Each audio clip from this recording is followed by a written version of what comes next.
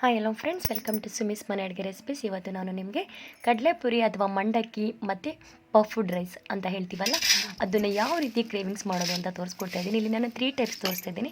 As usual ಆಗಿ ನಾವು ಜಾತ್ರೆಯಲ್ಲಿ ಅಥವಾ ಯಾವುದಾದ್ರು ದೇವಸ್ಥಾನಕ್ಕೆ ಹೋದಾಗ ಈ ರೀತಿ, ಇಲ್ಲಾಂದರೆ ಅಂಗಡಿಯಿಂದ ಕಡಲೆಪುರಿ ನಮ್ಗೆ ಇಷ್ಟ ಆದಾಗ ತೊಗೊಂಡು ಬಂದು ಈ ರೀತಿ ಅದಕ್ಕೆ ಚೋಚೋ ಕಡಲೆ ಮಿಕ್ಸ್ ಮಾಡಿಕೊಂಡು ತಿಂತೀವಿ. ಅದು ಒನ್ ಟೈಪು. ಈಗ ನಾನಿಲ್ಲಿ 2 ಲೀಟ್ರ್ ಕಡಲೆಪುರಿನ ಒಗ್ಗರಣೆ ಮಾಡ್ತಾಯಿದ್ದೀನಿ. ಇದು ಸೆಕೆಂಡ್ ಟೈಪು. ಅಂದರೆ ಸ್ಟವ್ ಮೇಲೆ ನಾನು ಪಾನ್ನ ಇಟ್ಕೊಂಡು ಅದಕ್ಕೆ 3ರಿಂದ 4 ಸ್ಪೂನಷ್ಟು ಆಯಿಲ್ನ ಹಾಕ್ಕೊಂಡಿದ್ದೀನಿ. ಇದಕ್ಕೆ ಎಣ್ಣೆ ಚೆನ್ನಾಗಿ ಕಾದ್ಮೇಲೆ ಅದಕ್ಕೆ ನಾವೀಗ ಸಾಸಿವೆನ ಸೇರಿಸ್ಕೊಳ್ತಾ ಇದ್ದೀನಿ.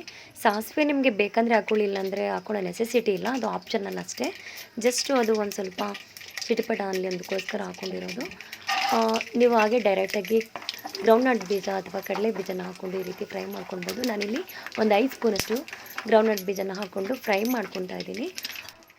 ಅದ್ರ ಜೊತೆಗೆ ನಾನಿಲ್ಲಿ ಬೆಳ್ಳುಳ್ಳಿ, 1 ಗೆಡ್ಡೆ ಬೆಳ್ಳುಳ್ಳಿನ ಅದರ ಜಸ್ಟ್ ಹಸ್ಕನ್ನ ತೆಗೆದ್ಬಿಟ್ಟು ಸಿಪ್ಪೆನ ತೆಗೆದಿಲ್ಲ, ರಿಮೂವ್ ಮಾಡಿಲ್ಲ, ಅದನ್ನು ಹಾಗೆ ಜಜ್ಜಿ ಹಾಕ್ಕೊಂಡು ಹಾಗೆ ಒಂದು 4 ಒಣಮೆಣಸಿನ್ಕಾಯಿ, ಸ್ವಲ್ಪ ಕರ್ಬೇವಿನ ಸೊಪ್ಪು ಹಾಕ್ಕೊಂಡಿದ್ದೀನಿ.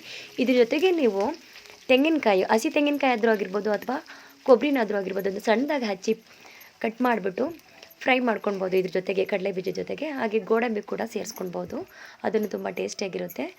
ಸೊ ಇದೆಲ್ಲ ಕಲರ್ ಚೇಂಜ್ ಆಗೋವರೆಗೂ ನಾವು ಫ್ರೈ ಮಾಡ್ಕೊಳ್ಬೇಕು. ಆದಷ್ಟು ಲೋ ಫ್ಲೇಮಲ್ಲೇ ಫ್ರೈ ಮಾಡ್ಕೊಳ್ಳಿ. ಈಗ ನಾನು ಒಂದು 5 ಸ್ಪೂನಷ್ಟು ಕಡಲೆ, ಹುರ್ಗಡಲೆ ಅಂತೀವಲ್ವ, ಅದನ್ನು ಕೂಡ ಸೇರಿಸ್ಕೊಂಡು ಫ್ರೈ ಮಾಡ್ಕೊತಾ ಇದ್ದೀನಿ. ಇದಕ್ಕೆ ಸಾಲ್ಟು ಮತ್ತು ಅರಿಶಿನ ಪುಡಿನ ಸೇರಿಸ್ಕೊತಾ ಇದ್ದೀನಿ. ಸಾಲ್ಟನ್ನ ನೀವು ನೋಡಿ ಹಾಕ್ಕೊಳ್ಳಿ, ಯಾಕಂದರೆ ಆಲ್ರೆಡಿ ಕಡಲೆಪುರಿ ಸಾಲ್ಟಿಯಾಗಿರುತ್ತೆ, ಅದಕ್ಕೋಸ್ಕರ ಸಾಲ್ಟನ್ನ ಒಂದು ಸ್ವಲ್ಪ ಜಸ್ಟ್ ಒಗ್ಗರಣೆಗೆ ಮಾತ್ರ ಸೇರಿಸ್ಕೊಳ್ಳಿ. ಒಂದೊಂದು ಕಡಲೆಪುರಿ ತುಂಬ ಸಾಲ್ಟಿಯಾಗಿರುತ್ತೆ, ಅದಕ್ಕೆ ನಾವು ಸಾಲ್ಟ್ ಆ್ಯಡ್ ಮಾಡೋ ನೆಸೆಸಿಟಿನೆಲ್ಲ ಒಗ್ಗರಣೆಗೂ ಕೂಡ. ಸೊ ಏನಾದರೂ ಅದು ಸ್ವಲ್ಪ ಸಪ್ಪೆ ಅನಿಸಿದ್ರೆ ಮಾತ್ರ ಈ ರೀತಿ ಆ್ಯಡ್ ಮಾಡ್ಕೊಳ್ಳಿ. ಈಗ ನಾನು ಕಡಲೆಪುರಿನ ಸ್ವಲ್ಪನೇ ಹಾಕ್ಕೊಂಡು, ಒಬ್ಬೊಬ್ಬರು ಇದನ್ನು ಮಂಡಕ್ಕಿ ಅಂತಲೂ ಕೂಡ ಹೇಳ್ತಾರೆ. ಈಗ ಸ್ಟವ್ನ ಒಂದು ಸ್ವಲ್ಪ ಲೋ ಫ್ಲೇಮಲ್ಲೇ ಇಟ್ಕೊಂಡು ಫ್ರೈ ಮಾಡ್ಕೊತಾ ಇದ್ದೀನಿ. ನೀವು ಕಡಲೆಪುರಿ ಹಾಗೇ ತಿಂದ್ರೂ ಚೆನ್ನಾಗಿರುತ್ತೆ, ಇಲ್ಲ ಈ ರೀತಿ ಒಗ್ಗರಣೆ ಮಾಡ್ಕೊಂಡ್ರಿ.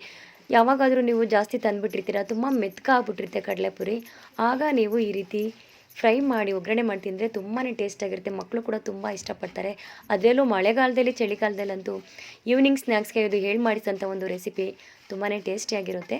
ಈಗ ನಾನು ಸ್ಟವ್ನ ಆಫ್ ಮಾಡಿಕೊಂಡು ಇದಕ್ಕೆ ನಾನು ಆಗಲೇ ತೋರಿಸಿದಂತಹ ಚೋಚೋ, ಸಣ್ಣ ಚೋಚೋ, ದಪ್ಪದು, ಹಾಗೆ ನಿಪ್ಪಟ್ಟು ಮತ್ತು ಖಾರ ಬೂಂದಿ, ಇದನ್ನೆಲ್ಲ ಕೂಡ ಈಗ ಸೇರಿಸ್ಕೊತೀನಿ, ಮಿಕ್ಸ್ ಮಾಡ್ಕೊತಾ ಇದ್ದೀನಿ. ಸ್ಟವ್ನ ಈಗ ಆಫ್ ಮಾಡ್ಕೊಂಡಿದ್ದೀನಿ. ಹಾಗೆ ಅದು ಬಿಸಿ ಇರುತ್ತಲ್ವ ಪಾನು, ಅದಕ್ಕೇ ಸೇರಿಸ್ಕೊಂಡು ಮಿಕ್ಸ್ ಮಾಡ್ಕೊತಾ ಇದ್ದೀನಿ. ಇದನ್ನು ನೀವು ಒಂದು ಸ್ವಲ್ಪ ತಣ್ಣಗಾದ್ಮೇಲೆ ಯಾವುದಾದ್ರೂ ಒಂದು ಡಬ್ಬಕ್ಕೆ ತುಂಬಿಟ್ಕೊಂಡು ನಿಮಗೆ ಯಾವಾಗ ಬೇಕು ಆವಾಗ ಹಾಕ್ಕೊಂಡು ತಿನ್ಬೋದು, ಇಲ್ಲ ಇಮ್ಮಿಡಿಯೇಟಾಗಾದ್ರೂ ತಿನ್ಬೋದು.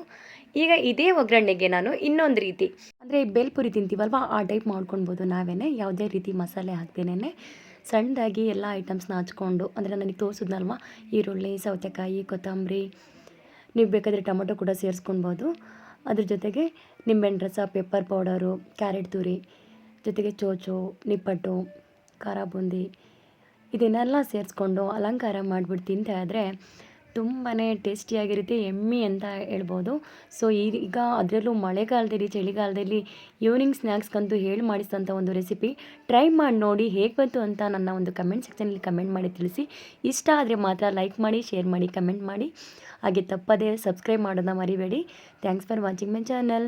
Thank you.